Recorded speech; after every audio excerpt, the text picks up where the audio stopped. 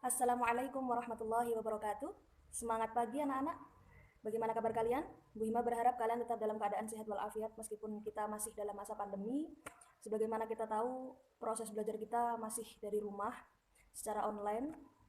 Jadi sebagaimana janji Bu Hima di minggu-minggu kemarin, untuk bab 3 atau bab toharoh, kemarin Bu Hima minta kalian mempelajari dulu, memahami dulu apa itu toharoh, kemudian isinya itu tentang apa itu hadas, apa itu najis. Bu Hima berharap sebelum Bu Hima memaparkan kalian sudah ada gambaran. Oleh sebab itu di minggu kemarin, 2 minggu kemarin, Bu Hima kasih waktu 2 minggu untuk kalian mengerjakan tugas praktek baik mandiri maupun kelompok, bagaimana cara berwudu, bagaimana cara tayamum, dan bagaimana cara menyucikan najis. Sehingga sudah banyak yang masuk di file Bu Hima lewat Japri ataupun Google Classroom, hasil kerjaan kalian atau hasil praktek kalian. Dan banyak juga yang Japri ke Bu Hima untuk menjelaskan secara langsung tentang bab toharoh itu bagaimana Bu, karena saya banyak sekali kesulitan, saya belum paham, itu banyak sekali Japri yang masuk. Nah, setelah Bu Hima nilai, Bu Hima pahami dari tugas yang kalian kirim, ternyata banyak sekali Bu Hima temukan beberapa dari kalian masih banyak yang belum tepat bagaimana cara berwudu, bagaimana cara bertayamum, dan bahkan banyak yang belum bisa menyucikan najis. Nah, di video kali ini Bu Hima berharap penjelasan dari Bu Hima dapat kalian pahami ya. Nah, sembari kalian mendengarkan video dari Bu Hima berharap kalian juga sambil membuka bab toharoh di halaman 33 ya anak-anak. Jadi di sini toharoh memiliki arti apa? Bersuci. Nah, yang namanya bersuci, suci itu kan bersih. Jadi secara bahasa suci atau bersih. Yang namanya bersuci pasti ada proses dari sesuatu ke sesuatu. Nah, bersuci di sini adalah bersuci dari hadas dan najis. Ingat ya, bersuci dari hadas dan najis. Apa itu hadas? Apa itu najis? Bu Hima berharap kalian sebelumnya pasti sudah mempelajari ya, ataupun sering mendengar, oh iki lo najis gitu. Nah, hadas di sini berarti suatu keadaan tidak suci. Keadaan tidak suci pada seseorang yang menyebabkan orang tersebut tidak sah atau belum sah melaksanakan suatu ibadah. Jadi karena keadaan, hadas ini cara gampangnya kita mengingat hadas ini tidak nampak karena sebuah keadaan. Nah, hadas di sini terbagi menjadi dua. Suatu keadaan tidak suci ini tadi pada seseorang. Yang pertama hadas kecil, yang kedua hadas besar. Apa sih itu hadas kecil? Hadas kecil berarti keadaannya tadi, keadaan tidak sucinya kecil. Cara mengingatnya dinamakan hadas kecil ketika kita ingin suci atau ketika kita ingin beribadahnya sah, maka kita cukup dengan berwudu. Kalau hadas besar, ketika kita ingin beribadah, ketika kita ingin bersuci, kita ingin suci kembali, maka caranya dengan mandi wajib atau mandi besar. Bisa dipahami? Kalau wudhu berarti namanya hadas kecil. Kalau mandi wajib berarti hadas besar. Nah, yang termasuk dalam hadas kecil, coba kalian pikir, hal apa yang ketika sampean ingin beribadah, maka dengan berwudu? Apa saja? Itu termasuk hadas kecil. Apa saja? Di buku kalian sudah ada. Yang termasuk dalam hadas kecil adalah apa? Bersentuhannya kulit kita laki-laki dan perempuan batal. Nah, itu kan caranya dengan wudhu. Yang kedua, keluar sesuatu dari dua jalan, depan ataupun belakang, kubul dan dubur. Bisa kencing ataupun kentut ataupun mungkin BAB. Itu yang kedua. Yang ketiga, menyentuh kemaluan kalian dengan telapak tangan. Ya, itu juga mengharuskan kita berwudu ketika ingin melakukan suatu ibadah. Dan yang keempat adalah hilang kesadaran atau hilang akal. Bisa gila. Yang selanjutnya adalah hilang akal. Biasanya di sini kita ketiduran atau tidur. Nah, itu ketika kita akan melaksanakan suatu ibadah lagi, misalkan sholat ataupun membaca Al-Quran, berarti kita harus berwudu. Bisa dipahami? Berarti ketika kita kok ingin melakukan ibadah itu harus berwudu, maka itu namanya hadas kecil. Jadi keadaan. Jadi tidak nampak. Sama setelah kentut, sama setelah berpegangan dengan lawan jenis kan tidak kelihatan. Nah, itu namanya hadas. Nah, kemudian yang kedua hadas besar. Hadas besar yang mana ketika kita ingin suci kembali, maka harus dengan mandi wajib atau mandi besar. Mandinya itu wajib hukumnya, kalau tidak mandi sama tidak suci. Apa saja yang masuk dalam hadas besar? Yang pertama, haid atau menstruasi bagi perempuan. Bu Hima yakin sebagian besar anak-anak perempuan ketika sudah kelas 7, kelas SMP rata-rata sudah haid ya. Nah, ketika sampean semuanya haid, karena sampean semua haid, ketika ingin suci maka sampean harus mandi besar ya. Jadi ketika haid kok dirasa sudah bersih, maka ketika ingin sholat kembali, ketika ingin mengaji, maka kamu harus mandi besar atau mandi wajib. Yang kedua, nifas. Nifas itu juga dialami oleh perempuan. Nifas itu darah yang keluar setelah melahirkan. Ya, jadi ketika wanita sudah menikah dan sudah mengalami masa melahirkan atau proses melahirkan, maka pasti dia akan mengeluarkan darah. Nah, darah yang keluar setelah melahirkan namanya nifas. Dan yang ketiga adalah wiladah. Wiladah itu darah yang keluar berbarengan dengan keluarnya bayi. Jadi perempuan itu mengeluarkan darah haid, darah wiladah yang bareng dengan keluarnya bayi, dan juga darah nifas. Nah, itu semuanya ketika sudah bersih, ketika sudah bersih maka dia wajib bersuci dengan cara mandi besar. Yang keempat, ini untuk laki-laki, keluar mani itu sperma. Laki-laki, dan Bu Ima yakin sebagian besar kalian di kelas 7 ini laki-laki pasti sudah mengalami mimpi basah, ya kan? Nah, ketika kalian mimpi basah pasti mengeluarkan sperma. Bu, mimpi basah itu apa? Kemarin di tahun kemarin pas Bima mengajar di kelas 7 juga ada pertanyaan, Bu, mimpi basah itu apa? Mimpi basah itu adalah ketika kalian tidur dan bermimpi dan ketika bangun kalian basah. Tetapi basahnya kok nggak pesing, Bu, malah amis. Nah, itu berarti air yang keluar adalah air sperma atau air mani bahasanya. Nah, ketika laki-laki kok sudah mengeluarkan mani, berarti dia wajib mandi besar atau mandi wajib. Yang kelima, berhubungan suami istri, ya. Kalau belum berstatus suami istri, Bu Hima melarang dan mengharamkan kalian melakukan sebuah hubungan. Ya, Hima harap kalian paham. Dan yang keenam adalah meninggal dunia. Kalau meninggal dunia kira-kira mandi sendiri apa dimandikan?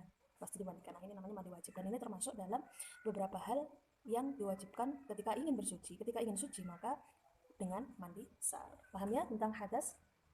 Oke, baik hadas besar maupun hadas kecil, dua-duanya tadi sumber yang kita gunakan, alat yang kita gunakan, dua-duanya dengan air kan ya. Baik wudhu, pastinya kita pakai air. Airnya yang suci mensucikan ya. Yang suci mensucikan itu di bab dulu kalian pasti sudah pernah dipelajari. Jadi air yang suci mensucikan itu air yang minimal 2 kullah atau lebih dari 2 kullah. 2 kullah itu batas air yang bisa digunakan untuk bersuci anak-anak. Cara mudahnya air 2 kullah itu ukurannya 60 cm. 60 cm lebar, 60 cm panjang, 60 cm dalamnya ini. Jadi kalau kamar mandi kalian kok airnya sudah lebih dari 60 cm, 60 cm, 60 cm, insya Allah itu sudah suci. Atau lebih aman lagi kalian menggunakan air yang mengalir dari keran yang sumbernya banyak. Nah, baik wudhu maupun mandi besar, alat yang kita gunakan pastinya air. Nah, Bu, ketika airnya itu kok habis atau bagaimana atau kita tidak menemukan air, maka Islam mengajarkan cara kita bersuci bisa dengan apa? Tayamum. Dan kalian kemarin sudah mengirimkan video tayamum. Yang mana Bu melihat banyak sekali yang masih kurang tepat. Nah, tayamum itu alat yang kita gunakan apa? Debu yang suci. Nah, ada syarat-syarat yang membolehkan kita bersuci dengan cara tayamum. Jadi sebelum syarat ini terpenuhi, kalian tidak boleh melakukan tayamum angger kok. Allah, tayamum aja, jangan begitu. Jadi ada beberapa hal yang baru boleh kita melakukan tayamum. Yang pertama, ketika kalian tidak ada air atau setelah mencari dengan susah payah kalian tidak menemukan air. Jadi memang di beberapa daerah ada yang kekeringan air, misalkan di bencana alam ataupun di beberapa daerah yang memang belum ada sumber air dan hanya di jam-jam tertentu punya air dan bahkan itu mati. Dan setelah mencari beberapa rumah tetangga atau bahkan berusaha dengan keras tidak menemukan air, maka boleh dengan tayamum. Yang kedua, syaratnya kalian terhalang untuk menggunakan air. Terhalang bagaimana maksudnya? Jadi kalian dalam keadaan sakit, yang mana ketika nanti terkena air, kalian bisa semakin parah sakitnya. Misalkan gatal, penyakit kulit yang terlalu parah, ataupun sakit panas yang ketika kena air, kalian bisa semakin parah. Itu boleh dengan tayamum. Yang ketiga, tayamum ini hanya berlaku untuk satu kali ibadah. Jadi ketika kalian ingin melakukan sholat, maka satu kali tayamum untuk satu kali sholat. Ya, jadi kalau kalian melakukan sholat duhur, maka tayamumnya hanya berlaku untuk sholat duhur. Kok nanti mau sholat asar wajib tayamum lagi. Dan tayamum hanya boleh dilakukan ketika sudah masuk waktu sholat. Jadi ketika jam, misalkan kita ambil gampangnya sholat duhur itu kan biasanya azan jam 12 gitu. Dan kalian boleh melakukan tayamum ketika sudah masuk waktu duhur. Kalau kalian melakukan tayamum di jam 10, berarti belum sah tayamumnya. Paham ya? Nah, setelah Bima terangkan tentang hadas kecil, hadas besar, dan tayamum, sekarang Bima ajarkan bagaimana cara berwudu dan tayamum dengan benar. Karena memang kemarin beberapa di antara kalian memang rata-rata sudah betul cara berwudunya karena memang dilakukan setiap hari, tapi ada juga yang masih kurang tepat. Jadi dalam berwudu ada beberapa anggota yang wajib dibasuh ketika wudu dan beberapa anggota itu sunnah. Apa saja? Bima berharap kalian hafal ya. Jadi anggota wudu yang wajib dibasuh apa saja? Muka atau wajah kita, kemudian tangan kita sampai siku-siku, kemudian sebagian kepala dan kaki ya. Jadi telinga, kumur dan hidung itu termasuk dalam sunnahnya wudhu. Itu yang harus diingat. Jadi ketika kita wudhu, maka hal yang kita lakukan pertama kali apa? Niat. Jangan sampai lupa karena setiap ibadah yang kita lakukan kunci utamanya adalah niat. Niat itu berbarengan, ini yang seringkali kalian masih kurang tepat. Jadi niat itu dibaca atau dilakukan, diniatkan bersamaan dengan rukun yang pertama kali. Ketika wudhu, maka rukun yang pertama kali kita lakukan adalah membasuh muka. Jadi niat itu kita lakukan ketika kita bareng dengan membasuh muka. Nah, batas muka ini di sini. Yang batas muka dikatakan dalam beberapa kitab fikih itu ketika mulai tidak adanya rambut itu namanya muka. Nah, semuanya harus dibasuh. Untuk kumur-kumur dan hidung atau istinsyaq itu masuk dalam sunnahnya wudhu. Jadi Bu Hima yakin kalian sudah bisa membedakan antara wajib dan sunnah ya. Ketika anggota pertama wudhu adalah muka atau wajah, membasuh wajah kita berbarengan dengan niat. Setelah muka kita, maka yang kedua adalah tangan sampai dengan siku-siku. Di beberapa video yang kalian kirim kemarin, ada yang membasuh tangan yang tidak sampai siku-siku, jadi hanya separuh. Atau Bu Hima sering lihat ketika anak-anak perempuan malu wudhu di depan umum misalkan. Nah itu melipat bajunya hanya sampai separuh. Nah ini wudhunya berarti belum sah. Jadi wudhu itu membasuh tangan sampai dengan siku-siku ya. Selanjutnya setelah tangan maka kita membasuh sebagian kepala, bukan rambut, sebagian kepala. Jadi kalau ada anak laki-laki, Bu Hima sering lihat, atau perempuan yang wudhu dibuka kerudungnya cuma fuk gitu, tak membasahi rambutnya, tak. Mulai sekarang dirubah. Jadi yang dibasuh adalah sebagian kulit kepalanya, kepala. Jangan piuk rambut gitu, jangan. Selanjutnya apa? Kaki, ya telinga itu termasuk sunnah. Kaki sampai dengan mata kaki ya. Ingat-ingat itu untuk wudhu. Sekarang yang kedua, mandi wajib.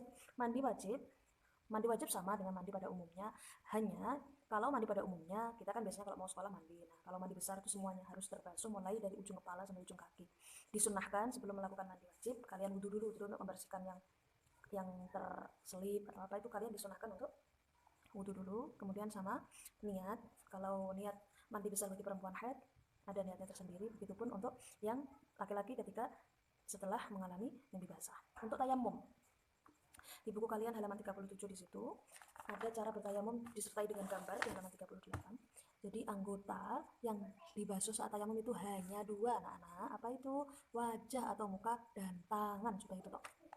Ya, wajah dan tangan. Untuk tayamum sama, niat kita lakukan berbarengan dengan membasuh muka. Ya. Nah, alat yang kita gunakan adalah debu yang suci. Jadi kita ambil contoh, kita cari debu di mana tempat debu yang suci itu biasanya jarang berjamah ya. Jadi kita ambil contoh di sini. Ini bayangkan di sini ada debu. Kita ambil debu. Setelah itu kita tepukkan. Nah, kalau tayamum itu intinya kita membayangkan. Jadi di telapak tangan kita anggap sudah ada debu. Di sini ada debu, di sini ada debu yang suci. Yang pertama, anggota yang wajib kita basuh adalah wajah kita. Jadi telapak tangan yang kanan untuk wajah kita yang kanan, telapak tangan kita yang kiri untuk wajah kita yang kiri. Jangan lupa kita awali dengan niat. Niat ada di buku kalian halaman 38, nawaitu tayammum al-istibahati shalah fardhan lillahi ta'ala. Oke. Jadi ini. Ya. Yang kiri juga begitu. Ini usapan yang pertama. Setelah itu untuk anggota selanjutnya atau tangan, kita ambil debu di tempat yang lain, jangan di tempat yang sama. Ambil ini, kita cari debu di tempat yang lain. Misalkan kita ambil di sini. Ini yang perlu dihati-hati. Jadi untuk tangan, kita membagi dua sisi debu ini menjadi 3 bagian. Ini bagian yang pertama 1, 2, 3. 1, 2, 3. Ingat ya. Jadi bagian 1 ini untuk membasuh atas tangan kita, sampai siku-siku. Bagian yang kedua untuk membasuh tangan kita yang bawah. Jempolnya tadi yang ketiga untuk membasuh jempol kita yang atas. Nah ya, yang sini udah nggak boleh dipakai karena begini sudah dipakai. Tangan kita yang kanan dibasuh dengan debu kita yang ada di sebelah. Pokoknya kalau tayamum intinya kita membayangkan bahwa di sini ada debu yang suci. Dipakai untuk yang atas, selanjutnya yang bawah dipakai untuk yang bawah, jempol pun begitu. Nah, selesai. Ini tayamum dan hanya berlaku untuk 1 kali sholat, 1 kali ibadah ya. Bab hadas sudah Bu Hima terangkan panjang lebar dan memang banyak sekali pembahasannya. Selanjutnya bab najis. Nah, najis di sini adalah kotoran, ya cara mudahnya kotoran. Sama, kalau hadas tadi keadaan yang menghalangi seseorang sah dalam melaksanakan ibadah. Kalau najis pun juga kotoran yang menghalangi sahnya suatu ibadah. Kalau hadas tadi kan lebih ke tidak nampak. Jadi sampean kentut, sampean setelah menyentuh lawan jenis, sampean haid kalau tidak bilang kan juga tidak nampak. Nah, itu hadas. Kalau najis itu lebih ke nampak. Jadi najis ini terbagi menjadi 3, ada najis mukhaffafah atau najis ringan. Yang kedua najis mutawassithah atau najis sedang, dan yang ketiga adalah najis mughalladhah. Nah, najis ringan, ini namanya ringan berarti kecil. Najisnya enteng. Yang termasuk dalam najis ringan adalah apa?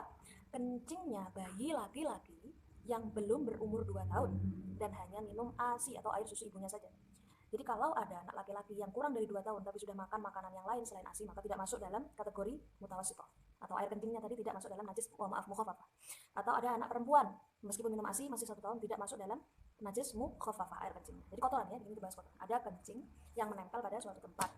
Anaknya tadi umurnya harus di bawah 2 tahun dan hanya minum ASI dan berjenis kelamin laki-laki. Ini masuk dalam najis mukhaffafah. Oke, cara menyucikannya paling gampang. Cukup hilangkan najisnya, percikan dengan air, selesai. Itu najis mukhaffafah.